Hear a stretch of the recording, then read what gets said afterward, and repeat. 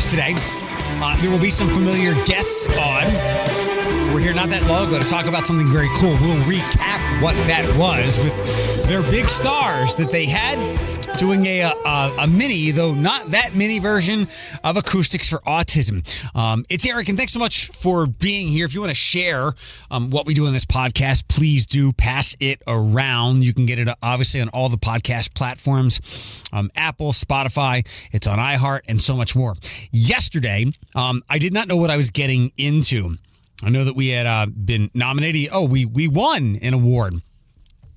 And yesterday was the luncheon for this. Yesterday was National Philanthropy Day. I'm catching myself up with all the particulars of this as I'm giving them to you, and I have the email in front of me. The AFP, the Association of Fundraising Professionals, the Northwest Ohio chapter. There's an annual luncheon with lots of winners from corporations to individuals to media. Looking through the program guide, I was like, I know a lot of these people. There's Dave Gerke, there's Buckeye, and lots of other familiar names. Here at Cumulus Media, we joined that list of names yesterday as the media winner, mostly powered by what we do with the Ronald McDonald House.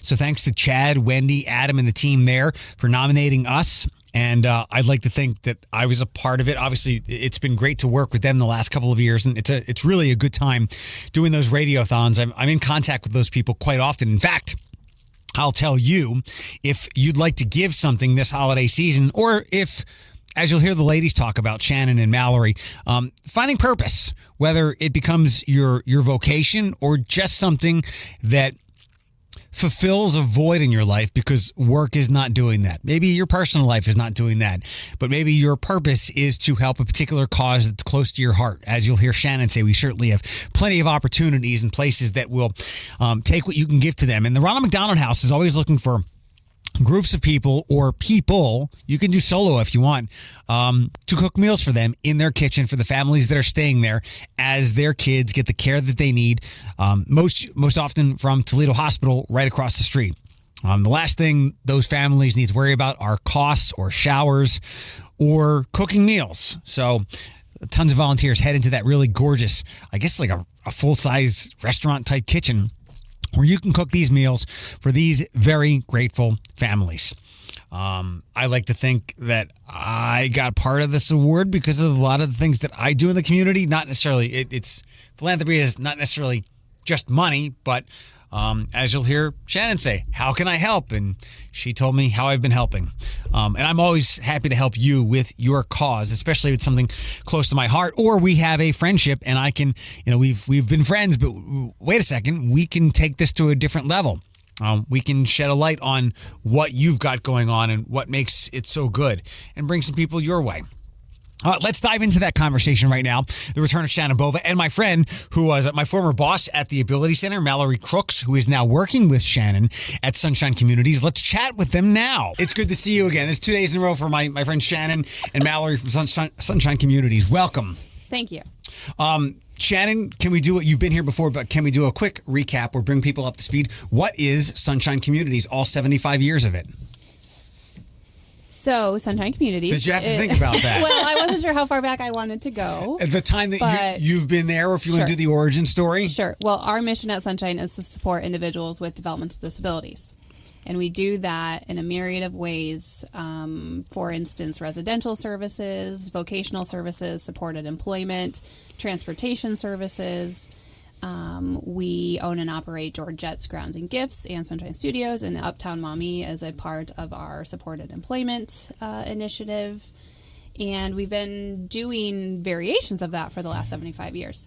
But at the core of what we do each and every day for all of those 75 years is to support individuals with developmental disabilities and give them the same opportunities in life that you or I or any other person should be able to experience. How many people do you serve, whether it's on a daily basis or a yearly basis?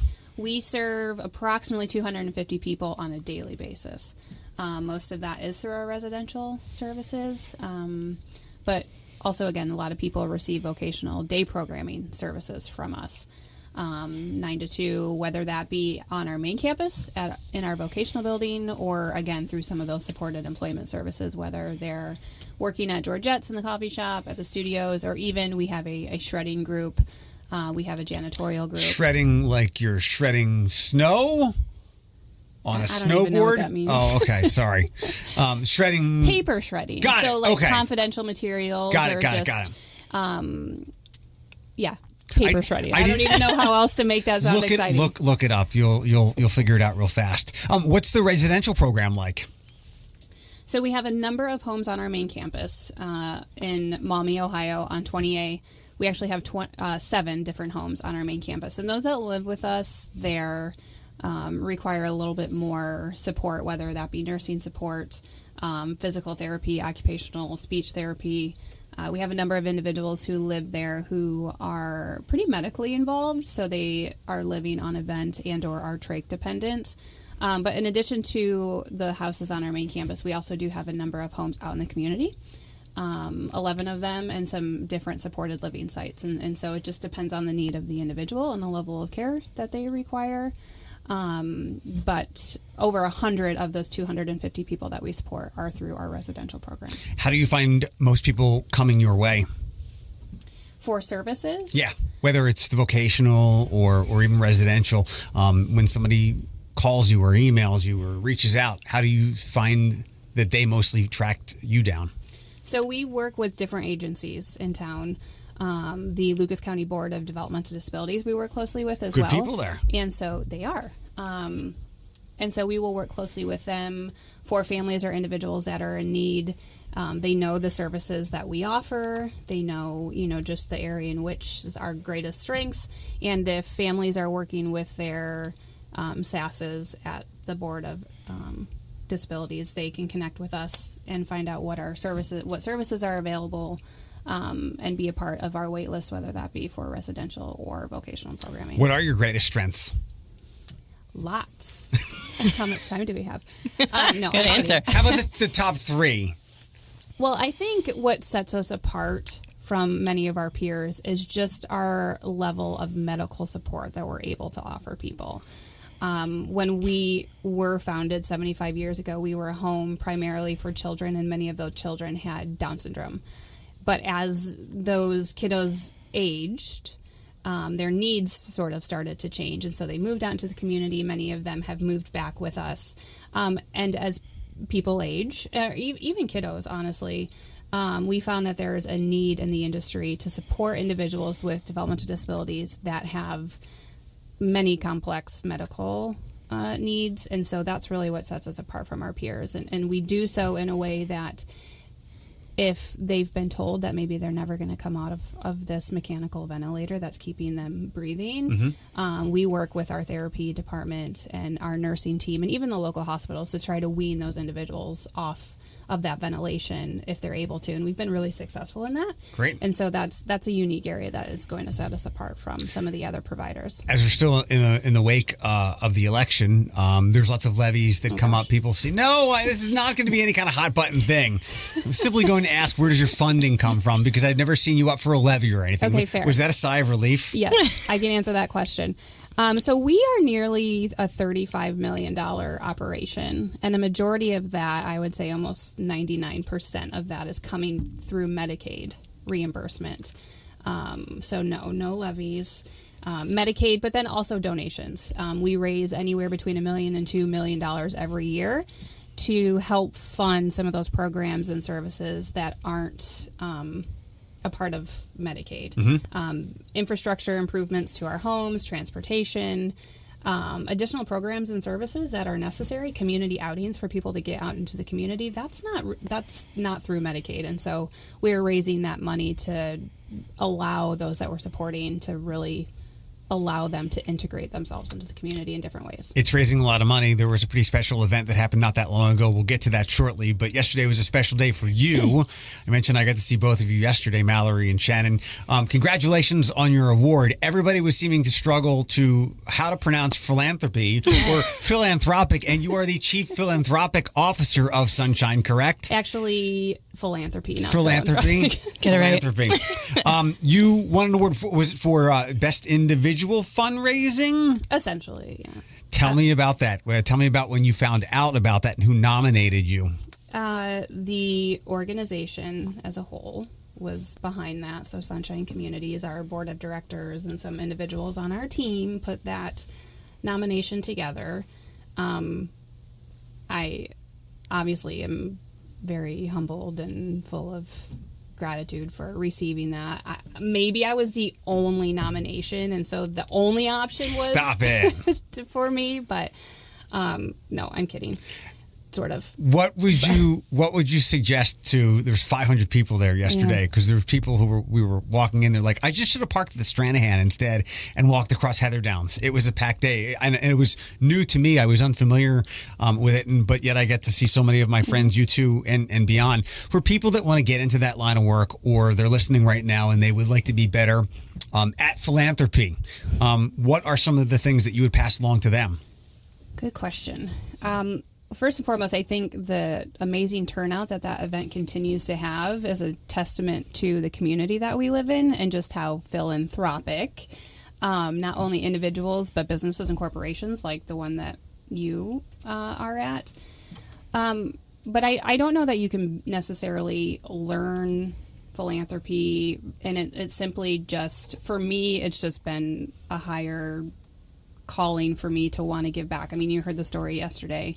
It's important to me, and I think it's important to everyone. And if it's important to you, then I encourage you to volunteer.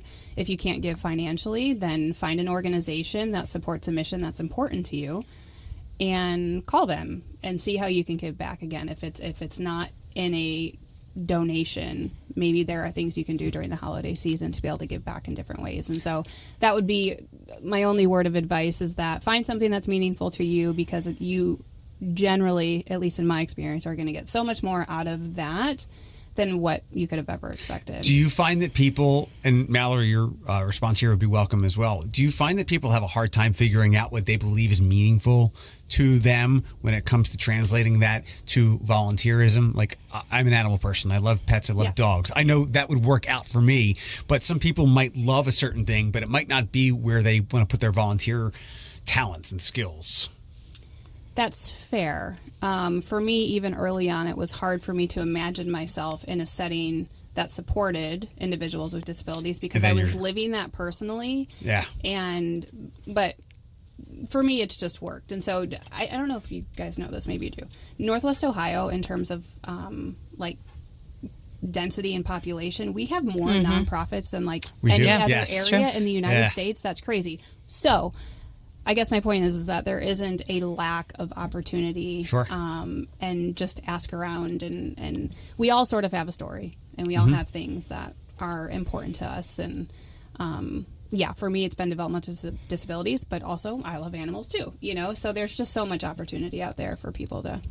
Mallory, what do you suggest to people when they're trying to find a place to put their time, maybe find a little purpose outside of what they do from their grind of 9 to 5? Yeah, so I completely feel this, because as someone that's community minded specifically, and I've held jobs at nonprofits pretty much my whole life, I can get wrapped up in wanting to help every cause, because you see the people that are impacted, you live in the world, you work in the world, and you know the people, so it's kind of tough to not get dragged in different directions. But I completely concur with you, because it's important to find something that makes your heart tick, because that can be different to Shannon, to what I want to support.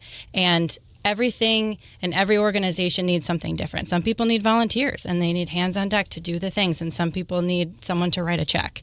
So I think just not being influenced by other people, like don't be influenced by whatever person is asking you to be on their board. That's awesome that they think that you're worthy to be on their board, but kind of take a step back and say, I have only so much time, only so much energy, and kind of take a look and kind of refresh your thinking and think, okay, where do I want to spend my time and not be influenced by other people? You guys had a fantastic fundraising event with a pretty big notable name over the summertime. Was it summer or was it early fall? September.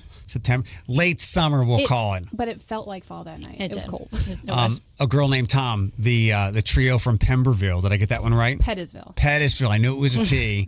That won The Voice a couple of years ago. The sibling trio.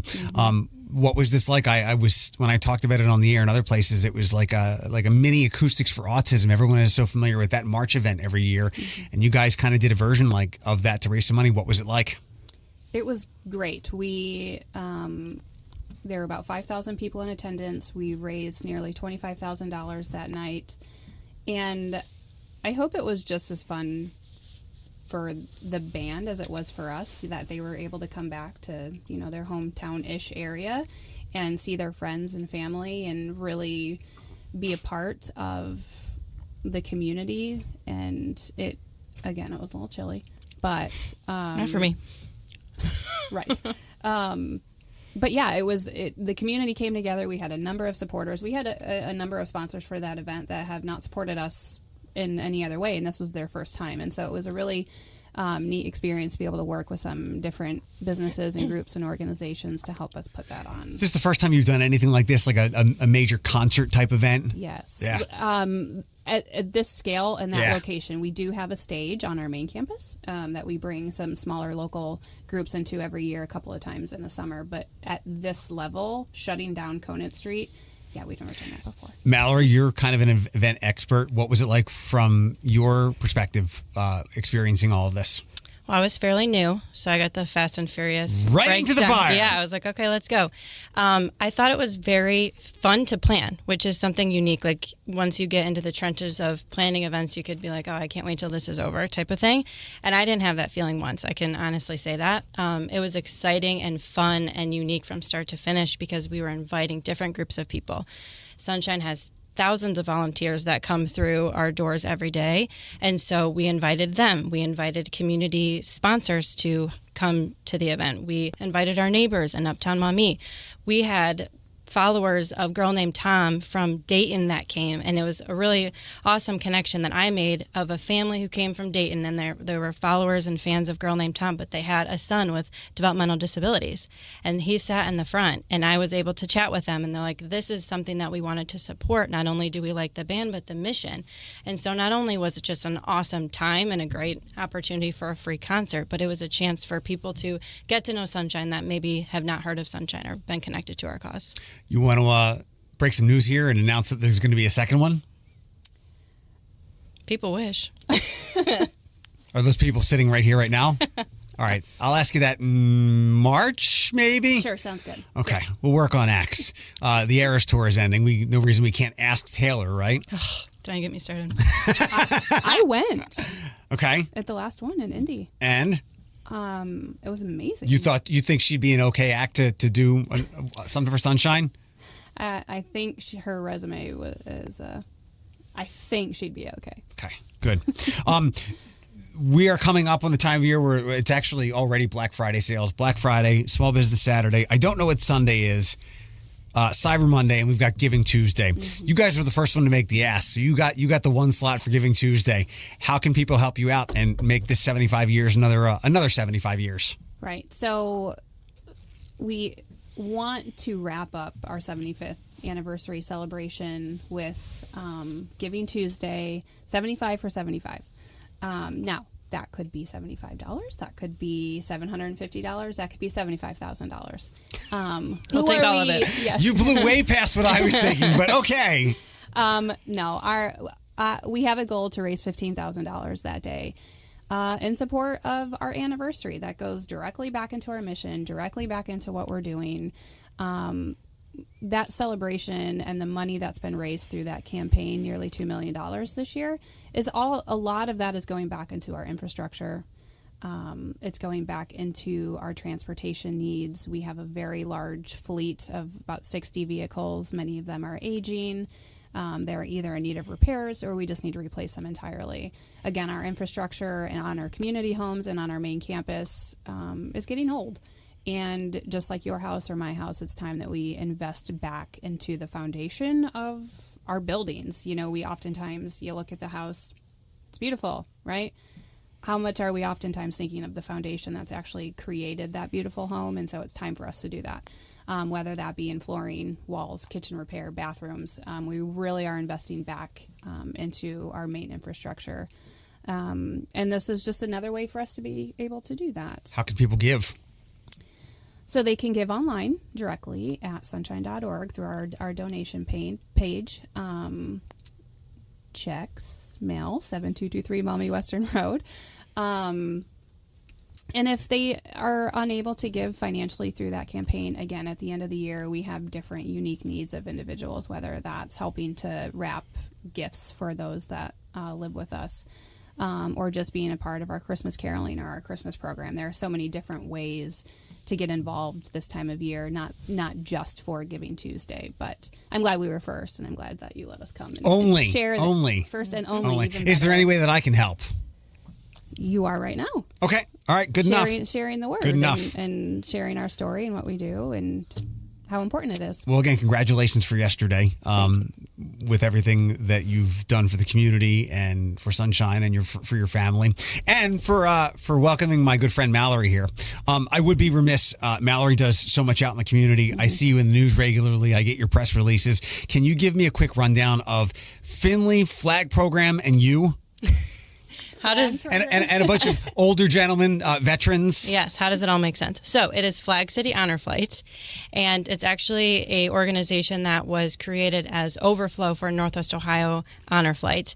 And when 2014, I believe, when Northwest Ohio folded, then Findlay Flag City Honor Flight became the one and only hub of a national organization of honor flights. And so we take veterans that are interested in visiting the war memorials built in their honor on a one-day excursion. They get up very early and they come back very late. But it is a once-in-a-lifetime trip, and they are able to build camaraderie. Each veteran has a guardian that's kind of their buddy for the day, so they kind of experience it alongside of them. They hold their bags. They make sure that if it's raining, they hold an umbrella, that they have all of their medications and anything they might need for that day. So they don't have to worry about that. So that veteran can just experience every emotion that they have as they're visiting those war memorials and talking about their service for the first time in, years. Some of these veterans don't talk about their service, and this gives them an outlet to do it in a safe space.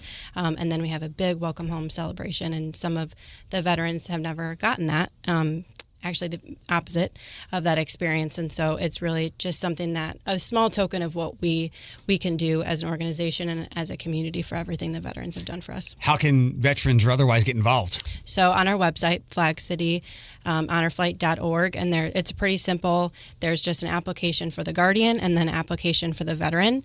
And we have about a 12 to 18 month waiting list for the veterans. We're trying to obviously move that as quickly as possible. We're up to 4 flights a year, which is awesome. But as with anything, costs are going up. And so we're actually switching airlines, which is going to increase our cost quite a bit. But it will enhance the experience for veterans. Awesome. Thanks for sharing. Thank you. Shannon, to your point, there you can fall over and land on people doing good in this community, whether it's a nonprofit or individuals. And I know we all get weighed down by a lot of the negative news that you can read. But maybe one negative story gets you down, but it's easy to find 3, 4, even 5 good stories like what you've both shared here today. And the good is out there, especially here in our community. Yeah, it's not hard to find. Remember that passage I shared yesterday? Share it again. Okay. It's called Welcome to Holland. Emily Pearl Kingsley is her name. And Cliff Notes versions, you expect a trip to Italy. Instead, you find yourself in Holland. You expected the beauty and the elegance of Paris, but then you got to Holland and it really wasn't what you expected. However, if you really embrace the journey and where you've landed and still look at all the beauty around you, it can be far better than what you ever have imagined. And I think that I just have to hold tight to, because, my journey as a parent, or even anybody's journey in life. I mean, I don't know that anyone continues to walk the plan that they expected for their life. And sometimes we hit high notes and low notes. But if you just embrace where you are in that and find beauty in it, that the experience can be even better than what you expected. So. You're both parents, and I'm sure you can speak to this, and we're short on time. Shannon, definitely yourself, but I'm sure Mallory, you as well. You never could have predicted what it would be like, but you had an idea of what being a parent would be like, and it's still absolutely nothing like that. 10 times harder. Yeah. Not even close. Shannon Bova, Mallory Crook. Mallory, I always mess your name up. Oh, that's good. It's the double L.